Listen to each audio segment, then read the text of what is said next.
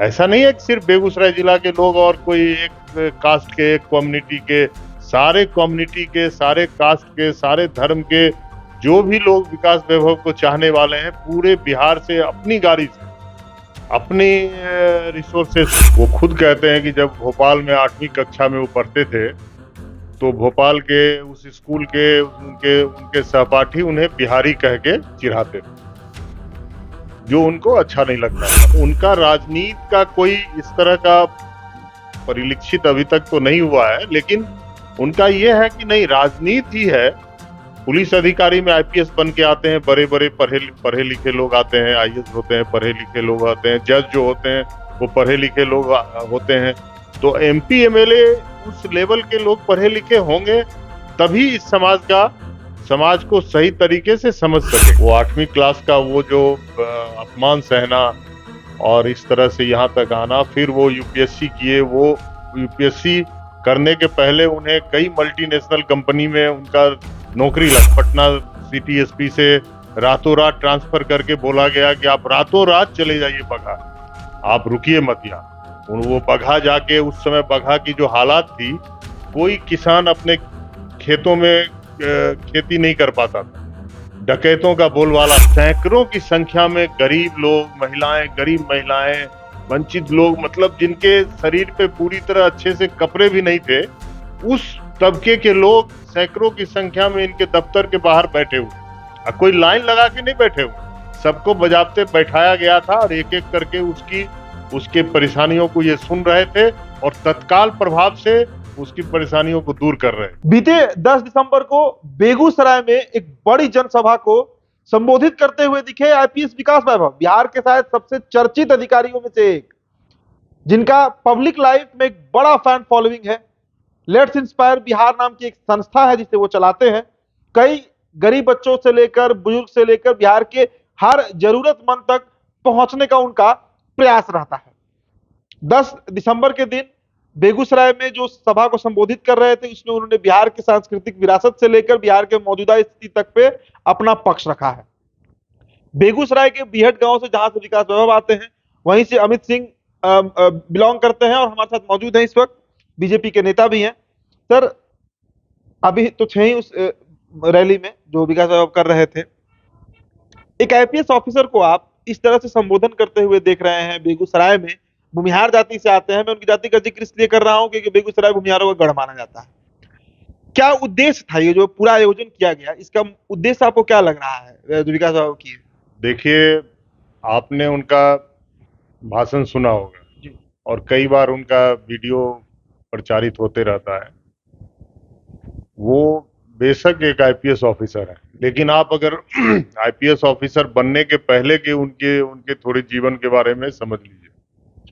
वो खुद कहते हैं कि जब भोपाल में 8वीं कक्षा में वो पढ़ते थे तो भोपाल के उस स्कूल के उनके सहपाठी उन्हें बिहारी कह के चिढ़ाते थे, जो उनको अच्छा नहीं लगता था। फिर वो उस कक्षा में अव्वल आए। अव्वल आने के बाद उन्होंने अपना क्षमता का लोहा मनवाया, तो उसी कक्षा के विद्यार्थी उन्हें कहने लगे, उनसे नोट मांगने लगे उनका। तो उनके मन में एक चीज आया कि आखिर मेरे पिताजी नौकरी करते हैं, मैं कभी गुवाहाटी में रहता हूँ, कभी ट्रांसफर हो जाता है वहाँ, कभी तो मैं जहां जहां गया बिहारियों को इस नजर से लोग क्यों देखते हैं बस कि बिहारी एक ऐसा होता है जो मतलब जिसको निम्न स्तर के लोगों के साथ देखना लोग पसंद करते थे। तो ये चीज उन्हें बालकाल में उनके दिमाग में घुसा। फिर उन्होंने अभ्यास किया, मेहनत किया, फिर आईआईटी दिल्ली से पढ़ाई की, आईआईटी कानपुर से पढ़ाई की और आईआईटी कानपुर से उन्होंने बीटेक करने के बाद उनके जहन में था कि मैं अब कुछ ऐसा काम करूं कि मैं अपने प्रदेश के लिए आ सकूं और अपने प्रदेश का नाम ऊंचा कर सकूं। तो ये उस यात्रा का एक शुरुआत था। वो 8वीं क्लास से शुरू हुआ था। वो 8वीं क्लास का वो जो अपमान सहना और इस तरह से यहाँ तक आना, फिर वो यूपीएससी किए, वो यूपीएससी करने के पहले उन्हें कई मल्टीनेशनल कंपनी में उनका नौकरी लगा। वो चाहते तो आज अमेरिका में यूरोप में कहीं भी बड़ी कंपनीज में, इन्फोसिस में आज करोड़ों के पैकेज पे नौकरी कर रहे होते, आप हम शायद उनको जान भी नहीं पाते।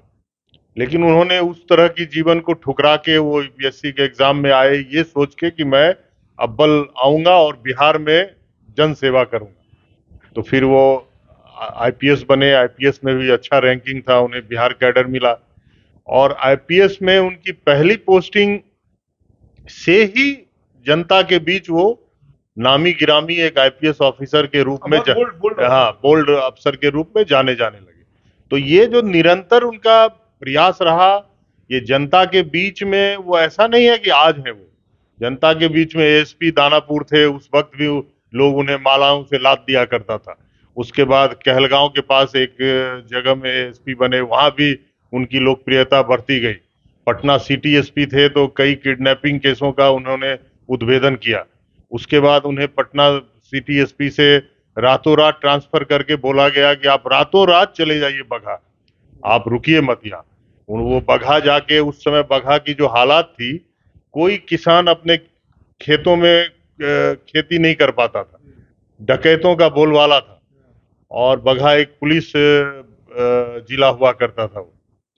तो फिर उन्होंने बगहा में लोगों से संवाद स्थापित करके, कोई एनकाउंटर करके, कोई पुलिसिया रौब दिखा के उन्होंने बगहा को डकैत से उन्मूलन नहीं किया। उन्होंने लोगों से संवाद बना के, लोगों का साथ लेके, उस पे डकैतों के लोगों का पहले विश्वास लिया, फिर उन्होंने ये काम कर दिखाया कि बगहा आज भी डकैतों से उन्मूलित हो चुका है और आज लोग वहां सुख शांति से अपने घरों में रह रहे हैं। वहां पे आप लोगों ने मिलके एक विकास वैभव चौराहा बना दिया बगहा में और आज भी वो चौराहा है। तो ये इनका जुड़ाव जो है कोई आज का नहीं है कि आज इनके सभा में 50,000 लोग आ गए, 10,000 लोग आ गए, 20,000 लोग आ गए। सवाल ये है अमित जी कि 50,000 का भीड़ तो नेता के सभा में नहीं जुट रहा है। जदयू के ही नेता कहते हैं कि नीतीश कुमार 5,000 का भीड़ जुटा लेते हैं, बाकी कोई नेता जदयू में नहीं जुटा सकता है। और विकास बाबा बिना खर्च तो नहीं किए होंगे, तय सा बात है। इतना बड़ा हुजूम भी बेगूसराय में जुटा लेना, क्या संदेश देना चाहते हैं? देखिए, ये जो इनकी 20 साल की पुलिस की नौकरी है, इसमें इन्होंने अपनी जो सेवा है वो जनता के लिए एकदम बिल्कुल समर्पित कर दिया। मुझे याद है, मैं एक बार मुंगेर गया था, ये मुंगेर के डीआईजी थे, तो मैं मुंगेर गया, एक पहली बार गया था। जब मैं मुंगेर इनके दफ्तर पे गया तो मैंने देखा कि सैकड़ों की संख्या में गरीब लोग, महिलाएं, गरीब महिलाएं, वंचित लोग, मतलब जिनके शरीर पे पूरी तरह अच्छे से कपड़े भी नहीं थे, उस तबके के लोग सैकड़ों की संख्या में इनके दफ्तर के बाहर बैठे हुए। कोई लाइन लगा के नहीं बैठे हुए, सबको बजाबते बैठाया गया था और एक एक करके उसके परेशानियों को ये सुन रहे थे और तत्काल प्रभाव से उसकी परेशानियों को दूर कर रहे थे। तो ये जो निरंतरता उनके सेवा में बना रहा लोगों के बीच, ये निरंतरता का परिणाम है कि पूरे प्रदेश से ये पहला कार्यक्रम उदित जी ऐसा हुआ, मैं भी आश्चर्यचकित था कि पूरे प्रदेश के हर जिला से लोग आए।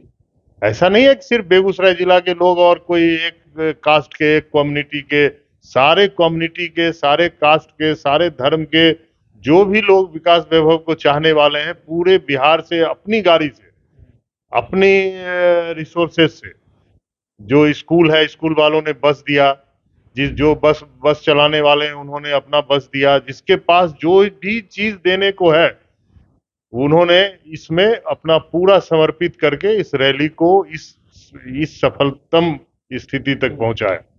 अच्छा, एक सवाल ये भी है कि हालांकि राजनीतिक सवाल पूछने पर मैंने भी उनसे इंटरव्यू में सवाल किया था विकास बाबू जी से राजनीति में आने को लेकर, तो बड़ा स्पष्ट उत्तर उनका नहीं आता है, कंफ्यूज कर देते हैं अपने जवाब से।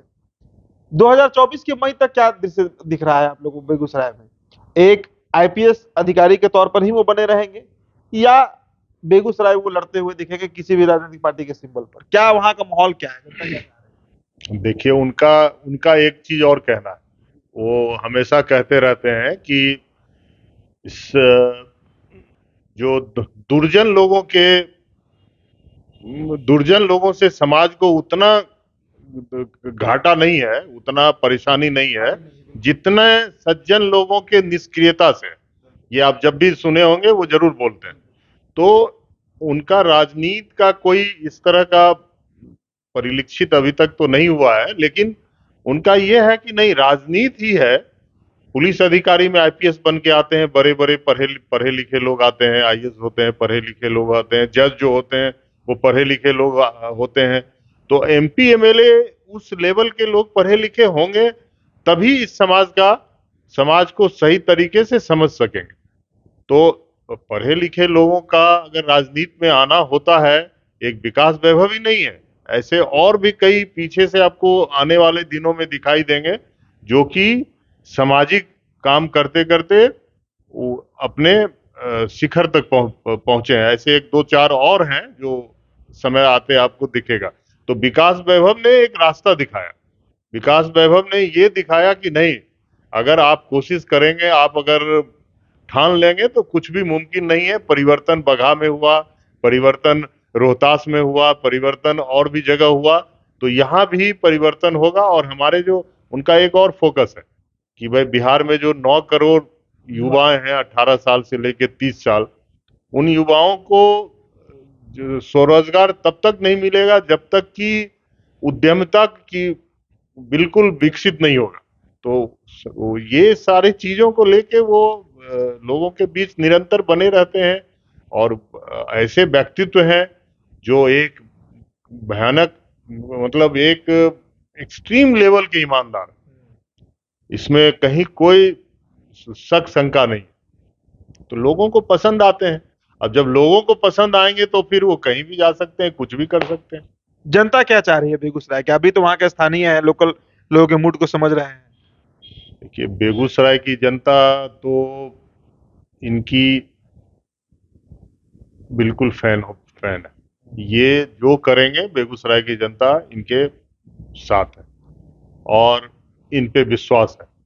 और इन पे विश्वास करके अभी तो लगन का टाइम था।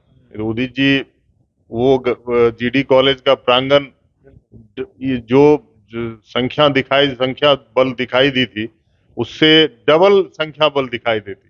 कई लोगों ने मैसेज किया, कई लोगों ने ये किया कि भाई हम यहाँ, इसलिए आप इनको संख्या बल से नाप नहीं सकते। इनका जो दूर दृष्टि है वो बहुत ही बड़ा है, बहुत ही कोई संकीर्ण विचार वाला दृष्टि नहीं है। इनका दृष्टि बहुत बड़ा है और ये किस करवट लेगा, कहां जाएगा, ये आकलन करना अभी मुश्किल है। चलिए, तो ये तो समय बताएगा कि 2024 के मई के बाद विकास वैभव जो है वो बिहार पुलिस में ही दिखते हैं, पुलिस विभाग में ही दिखते हैं, या संसद पहुंच जाते हैं, ये तो समय के गर्भ में है। लेकिन जिस तरह का भीड़ जुटा है बेगूसराय में, जो रैली किए हैं विकास वैभव, उससे बड़ा मैसेज बिहार के राजनीतिक गलियारों तक भी जरूर पहुंचा है। फिलहाल इस चर्चा में इतना ही। हमारे साथ अमित सिंह मौजूद थे। बहुत बहुत शुक्रिया।